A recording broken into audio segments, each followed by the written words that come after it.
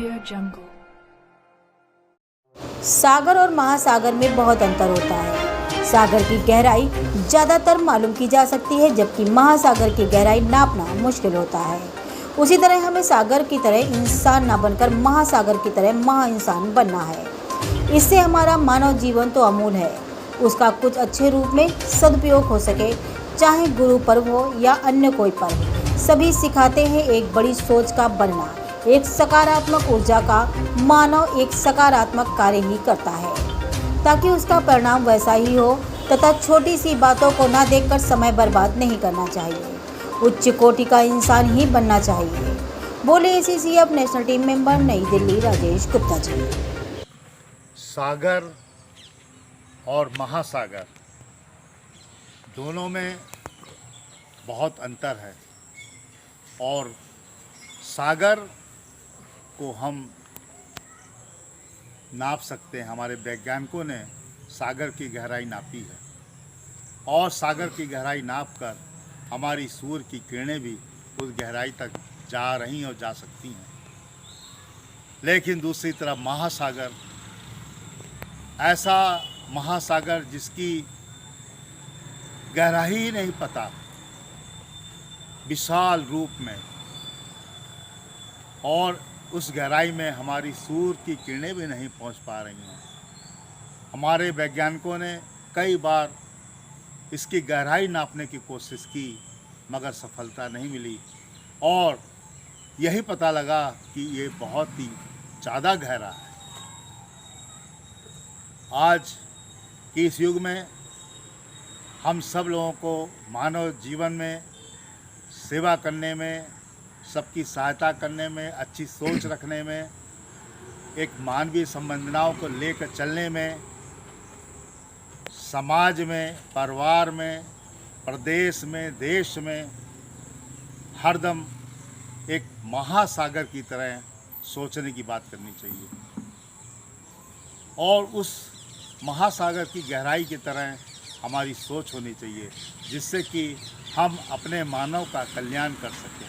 मानव जीवन बहुत अमूल्य जीवन है, इसको हमें छोटे छोटे ऐसे कार्यों में नहीं गुजार देना चाहिए जिससे हमें अपने जीवन को संतुलित करके चलने में कोई हमें उसका परिणाम ना मिले। आप सब लोग जानते ही हैं कि हमारे इस भारत देश में पता नहीं कितने पर्व आते हैं, और कितने पर्व आके हमें यही याद दिलाते हैं कि हमें अपनी गहराई को इतना बढ़ा के रखना है कि हमें भाईचारा, प्रेम संबंध और बहुत सारी इस तरह की छोटी छोटी बातों पर लड़ाई दंगा या अन्य चीज़ों में वैमनस्य या दुश्मनी नहीं करनी है। आज के इस वर्तमान युग में हम लोग कितनी ऊंचाइयों पर जा रहे हैं, मगर क्यों ना हम अपनी सोच को भी ऊंचाइयों पर ले जाने की बात करें। हम अपनी सोच को क्यों इतना नीचे स्तर पर रखकर हम उसी में उलझे रहते हैं, उसी में सुलझे रहते हैं, और हमारा उठना जितना होना चाहिए उतना नहीं हो पाता। कारण है कि हम अपने सोचने के ढंग को बीच बीच में फिर उसी स्तर पर आ जाते हैं जहाँ पर नहीं आना चाहिए। आइए हम सब लोग प्रण करें कि हमारे जो भी पर्व आते हैं, चाहे वो हमारे गुरु पर्व हों, चाहे वो हमारे अन्य पर्व हों, चाहे हमारे अन्य ऐसी चीज़ें हों, व्रत हों, जिसमें हमको ये सिखाया जाता हो कि इससे हमको ये लाभ मिलेगा, इससे हमें ये पुण्य मिलेगा, मगर उन सब का एक परिणाम सामने आता है जिसको बोलते हैं टोटलिटी रिजल्टेंट। वो टोटलिटी रिजल्टेंट है कि कर भला तो हो भला।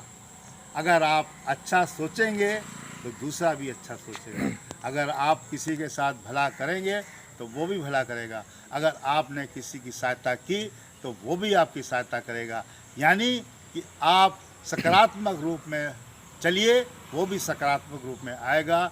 और अगर कहीं भी इस तरह की बात आती है जहाँ पर आपको लगता है कि हमें कोई तकलीफ़ हो रही है, मगर वो तकलीफ़ कुछ थोड़े ही समय की होती है, बाद में आपकी ही जीत होती है।